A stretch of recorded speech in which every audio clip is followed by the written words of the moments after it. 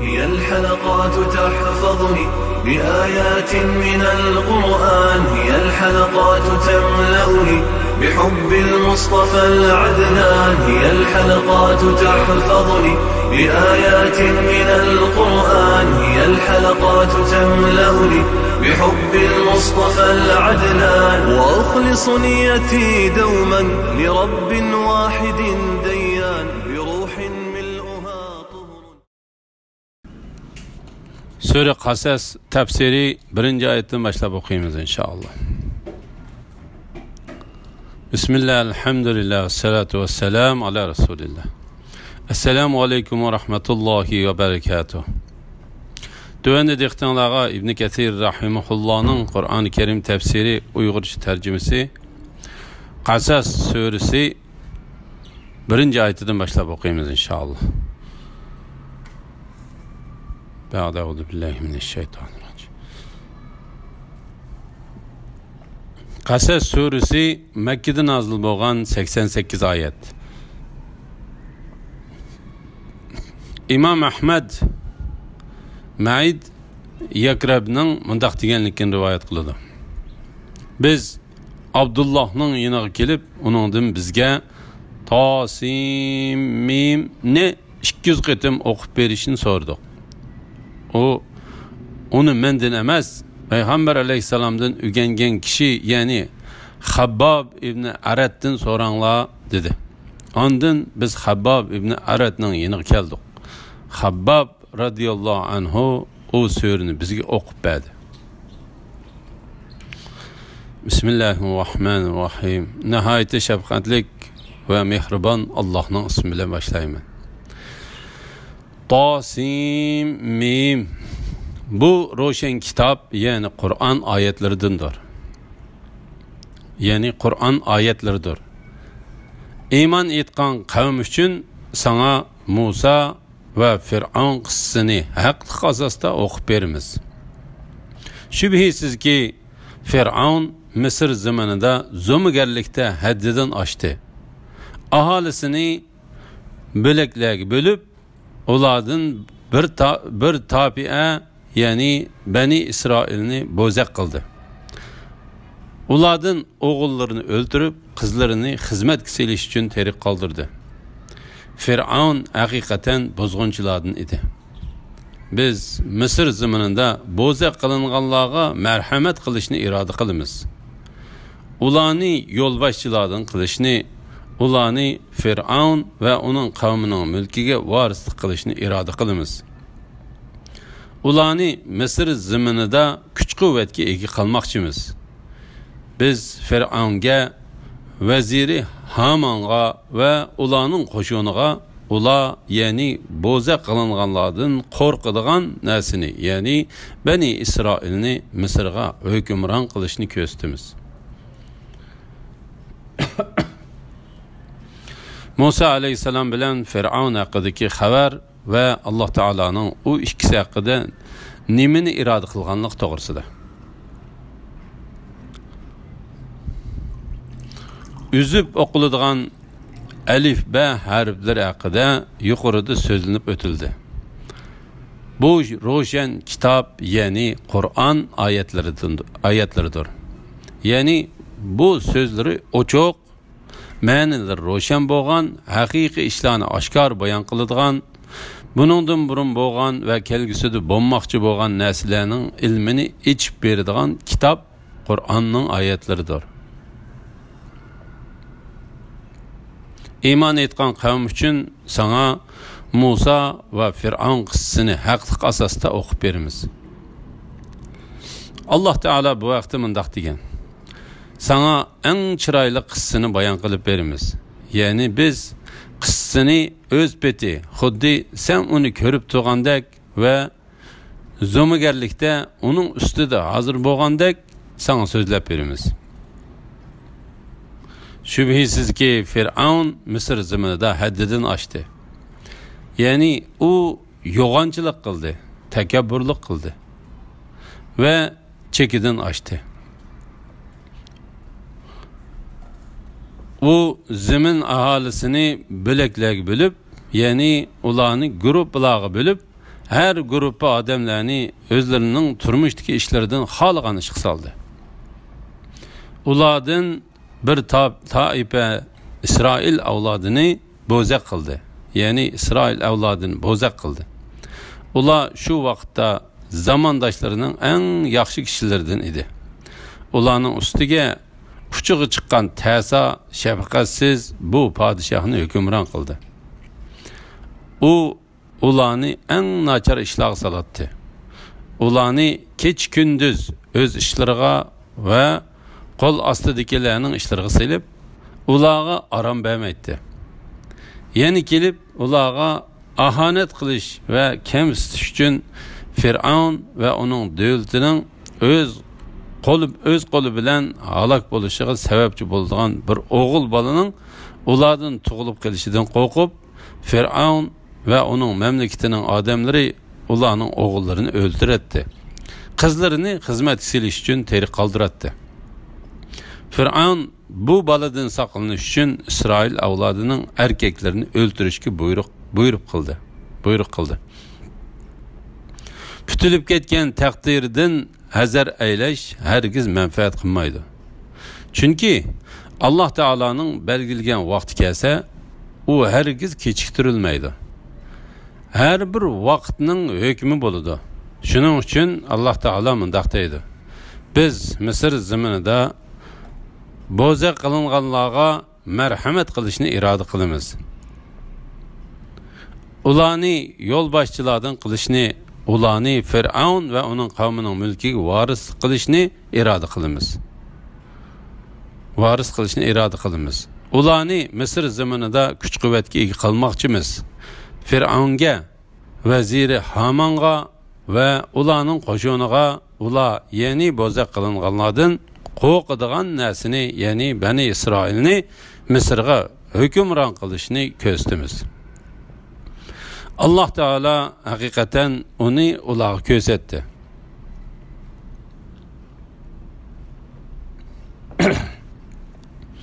Allah bu vaqtda mundaq deydi: Bo'zaq qilingan qavmni, ya'ni Bani Isroilni biz barakatli qilgan Sham zaminining sharq taraflariga va g'arb taraflariga, ya'ni hamma tarafga varis qildik.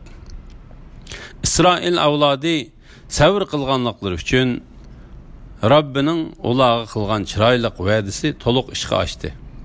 Fir'aun va uning qavmining sog'anlari, ya'ni imoratlarini va yasagan, ya'ni bog'lari va ekinzorliqlarini vayron qildik. Shundaq qilib ularni Bani Isroilga miras qilib berdik. Fir'aun o'zining kuch-quvvati bilan Musa alayhisalomdan qutulishni iroda qildi. O'zi belgilagan ishga xiloflik qilmaydigan, uni ijro qilishda yengilib qolmaydigan buyuk podshoh Alloh taoloning qudrati bilan Fir'aunning u qilmishi uningga foyda bermadi. Balki Alloh taoloning u hukmi ijro qilindi. Azaldan Fir'aunning Musa alayhisalomning qo'lida halok bo'lish kutilgan bo'yicha amalga oshdi. La ilaha illalloh Muhammad Rasululloh. Musa'nın anasıga ilham bilen bildirdikki, Musa'ni emitkin. Onun ziyankeşlikka uçuruşidan qo'rqsang, onu sandık silip deryaga, yani Nil deryasıga tashlagan. Onu halak bolarmikin deb qo'rqmagan. Onun piraqidan qayg'urmagan. Onu sana çoqum qaytırımız ve onu peygamberlerden qilamiz. Fir'aunning ailesidagilar Musa'ni oqibat o'zlariga dushman va xafalikning manbasi qilish uchun Nil daryosidan suzib oldi. Shubhisizki Fir'aun, Haman va ularning qo'shinlari xatolashgan edi. Fir'aunning ayoli: Bu bala manga va sana ko'z nuri, yani xo'shallik bo'lsin. Uni o'ltirmanglar. Balki u bizga foyda yetkazar yoki uni o'g'il qilib olamiz dedi. Halbuki ular Fir'aunning va uning yordamchilarining halokatining Musoning qo'lida bo'lganligini uqmaydi. Musa alayhisalomning onasiga tadbir qo'llanishni ilhom qilish to'g'risida.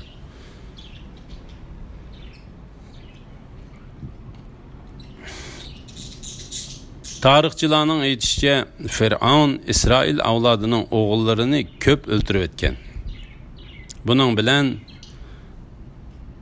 Qibtilar İsrail avlodining zo'r turkumda o'ltirishdan ularning erlari qolmay, ular qildigan jaboliq ishlar o'zlarining ustilariga yuklanishdan qo'rqqan. Ular Fir'avnga, agar bu ahvol davom qilaversa, ularning cho'nglari o'lib tugaydi, o'g'illari o'ltiriladi. Ularning ayollari erlari qildigan ishlarni qila olishi mumkin emas. Shuning bilan ishlar bizga qoladi dedi. Shuning bilan Fir'avn o'g'illarni 1 yil o'ltirib, 1 yil o'ltirmaslikka buyruq chiqardi. Harun alayhisalom o'g'illar o'ltirilmaydigan yili tug'ildi. Musa alayhisalom bo'lsa o'ltiriladigan yili tug'ildi. Fir'avnning buningga mas'ul qilingan odamlari bor edi. Tug'ut onalari ayollarni tekshirib turadi. Ular kimning amildor ekanligini ko'rsa, uni tizimga oladi. Uning tug'ut vaqti bo'lganda, uning faqat Qibti ayollarla tug'ut onasi bo'ladi. Agar u ayol qiz tug'sa, ular uning chiqilma ketadi. Agar o'g'il tug'sa, ana shu qassoblar qo'llariga bilangan pichoqlarni ilib, uni o'ltirib etadi. Alloh ularni rasvo qilib etsin. Musa alayhisalomning onasi Musa hamildor bo'lganda, uningda hamildorlikning alomatlari ko'rilmadi. Tug'ut onalari uning hamildor ekanligini bilolmadi. Lekin u Musani tuqqanda uning o'ldirilishidan qattiq qo'rqib, nihoyat titit bo'ldi va bolasiga bek ichi og'irdi. Musa alayhisalomni ko'rgan odam uni yaxshi ko'rib qoladi. Tabiiy va diniy jihatda uni yaxshi ko'rgan odam baxtlidir. Alloh taolo mundaq deydi: "Sana men tarafdan bo'lgan muhabbatni soldim." Musa alayhisalomning Fir'avnning uyidagi tarbiyasi to'g'risida. Musa alayhisalomning onasi ziyonkashlikka uchrashidan qo'rqib, uning qattiq tashvish qilib turgan chaqda, xuddi Alloh taolo aytgandek, nima qilishi to'g'risida ko'ngliga ilhom bo'ldi. Diliga kechdi, qalbiga ma'lum bo'ldi. Diliga kechdi, qalbiga ma'lum bo'ldi. Musaning onasiga ilhom bilan bildirdikki,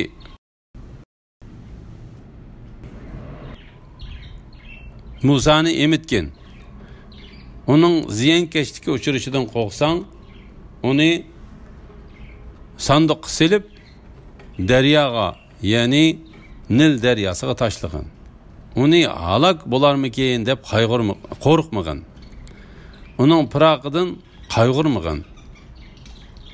Uni sana cho'qim qaytiramiz va uni payg'ambarlardan qilamiz. Bu ish mundaq yuz berdi.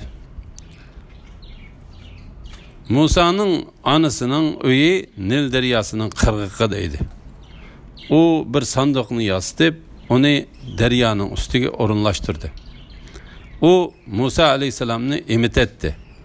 Eğer onun yeniga birer gumonliq odam kirib qolsa, u Musa'ni deryanın qirg'iqiga ilib berib, onu heliq sanduq silib, sanduqni bir ağamçı bilen bağlab derya koyup beretti.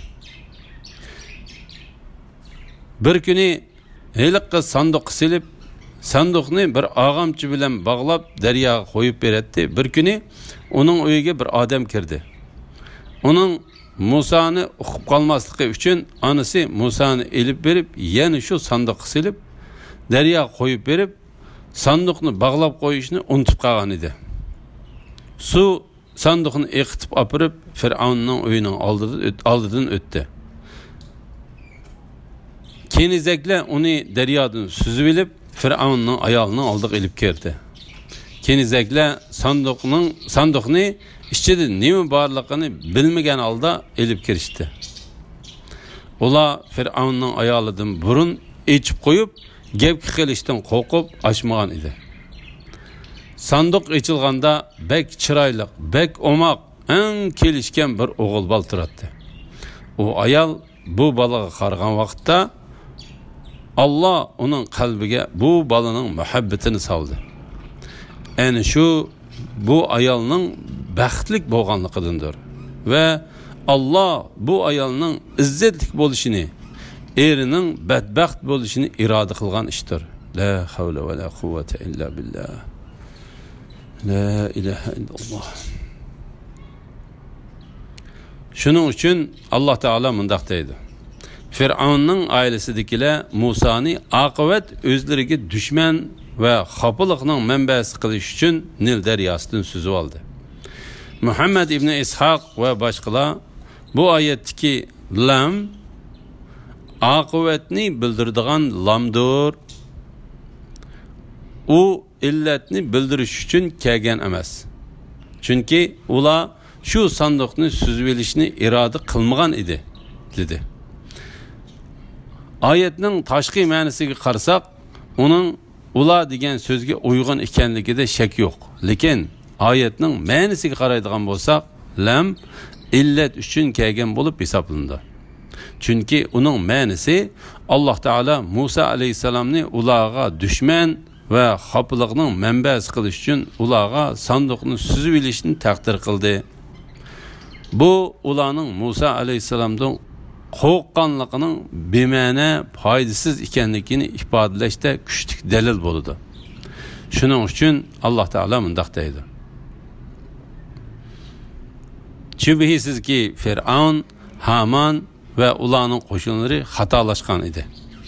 Fir'avnning ayoli aytdiki, bu bola menga va sana ko'z nuri, ya'ni xo'shallik bo'lsin, uni o'ltirmanglar. Ya'ni Fir'avn Musani ko'rganda uning Isroil avlodidan bo'lib kelishidan qo'rqib, uni o'ldirib etmoqchi bo'ldi. Fir'avnning ayoli, ya'ni Muzahimning qizi Asiya Musa to'g'risida Fir'avn bilan talash tortish qilishga boshlaydi. Musani himoya qildi. Uni Fir'avnga yaxshi qilib ko'rsatdi. Asiya mundaq deydi. Bu bola menga va sana ko'z nuri, ya'ni xo'shallik bo'lsin. Fir'avn mundaq deydi. Sening uni qoldirishda xalqingni demisam, mening uni qoldirg'im yo'q. Ish amaliyotda shundaq bo'ldi. Alloh taolo Musa alayhisalomning sababi bilan Asiyani hidoyat qildi. Fir'avn Musaning qo'li bilan halok qildi. Fir'avnni Musaning qo'li bilan halok qildi. Alloh taolo mundaq deydi. Belki u bizga foyda yetkazar. Haqiqatan Asiyaga uning foydasi tegdi. Allah uning da'vati bilan hidoyat qildi. Uning sababi bilan uni jannatga o'rinlashtirdi. Yoki uni o'g'il qilib olamiz. Ya'ni Asiya Musani bola qilib beqib olishni niyat qildi. Chunki uning Fir'avndan o'g'il bolasi yo'q edi. Alloh taolo mundaq deydi. Halbuki ular uqmaydi. Ya'ni ular o'zlarining Musani suzib olishi bilan Alloh taolaning buyuk va nihoyat hikmatlaridan, keskin dalillardan nimalarni iroda qilganligini bilmaydi.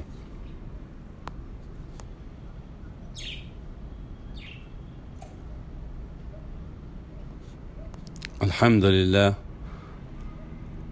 Yuqorida Qasas surasi tafsiridan 9-oyatgacha angladinglar. Oxirini keyin qitimliq o'qishimiz davomlashtiramiz inshaalloh. Va sallallohu ala Muhammad va ala alihi va sahbihi ajma'in. Assalomu alaykum va rahmatullohi va barakatuh.